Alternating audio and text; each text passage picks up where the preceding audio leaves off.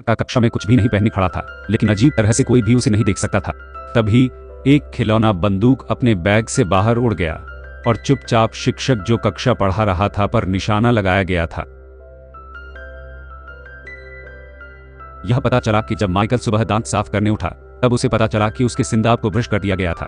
फिर वह तुरंत दर्पण की ओर भागा और जांचने लगा, लेकिन जब उसने अपने कपड़े उतारे तब उसे नहीं पता चला कि दर्पण में सिर्फ उसका बाथरोब था और उसकी कोई छवि नहीं थी। इसी बीच उसकी मां आई और सोची कि माइकल स्कूल के लिए पहले से ही निकल चुका होगा। उसे नहीं पता था कि माइकल उसके पीछे खड़ा था। एक बार मां के चले जाने के बाद माइकल ने उसके लिए एक नोट छोड़ा और चला गया। वो खुद को टाइट रुमाल में लपेटकर स्कूल आया। रिवर्स से चलाया गया। दराज में जवाब भी बेवजह डेस्क पर उड़ गए। उसके तुरंत बाद उत्तरों के खिलाफ टेस्ट पेपर पर एक पेन लिखना शुरू हो गया। अंत में माइकल टेनिस कोर्ट पर जाता है और वहां स्कूल के बुली को मिलता है जो उसे भी बुल्ली करता है। जब भी उसका गेंद हिट होता है तब वह उसे मारता है, जिससे उसको पूरी तरह मैच हार जाता है। फिर कोच ने स्कूल के बदमाश को सबक सिखाया।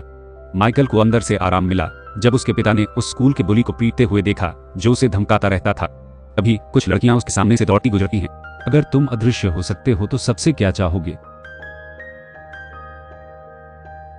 लड़का शैतानी तरीके से मुस्कुराया और महिला बाथ हाउस की तरफ जा रहा।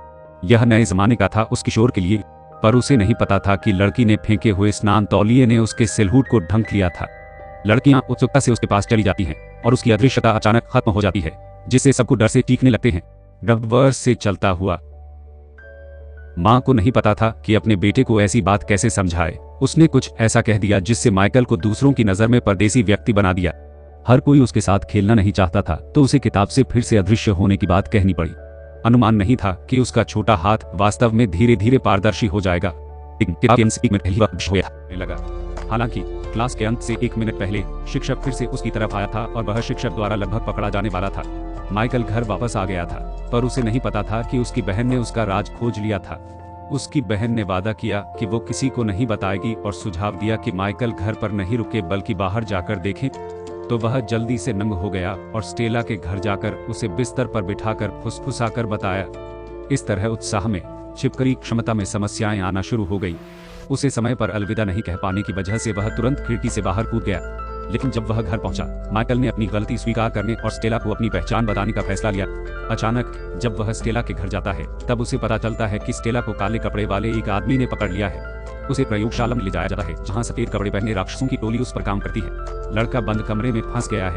उसके सामने सफेद कपड़े पहने हुए राक्षस ने एक गेंद रखी थी जिसे बच्चा अपने दिमाग से बाएं और दाएं घुमाकर बहुत कुशलता से चलाता था। यहाँ पर बच्चे थे जिनकी शक्तियां अलौकिक थी। कुछ आसमान में उड़ सकते थे, कुछ अपने शरीर को असीमित तक फैला सकते थे। उन सभी को डिसइंटीग्रेटर्स नामक संगठन द्वारा कंट्रोल किया जाता है और स्टेला को उन्होंने किसी वैज्ञानिक अनुसंधान के लिए पकड़ लिया है। भागते हुए स्टेला भाग जाती है। पड़ोस के गार्डों से बचती हुई खोज लाइट पर पहुंचती है। माइकल ने स्माइली फेस देखते हुए वह पैटर्न पेंट से नीचे खींचती रही जो कि कोपोर्ट था। माइकल सुराग के निशानों का पालन करता है और स्टेला के साथ भागने की कोशिश करता है, लेकिन स्टेला दूसरों को बचाने जाने की जिद पर है। माइकल को उसके साथ जाना ही पड़ता है और उसने स्टेला को अपनी पिस्तौल दे दी। फिर भी माइकल एक जाल में फंस जाता है और स्टेला किसी के द्वारा लंबे समय से कंट्रोल की जा रही है। ये बूढ़ा आदमी कुछ अलग है। वह डीकम्पोजर संगठन के पीछे बॉस है और उसने अपने लोगों को दोनों की देखभाल करने के लिए आदेश दिया है।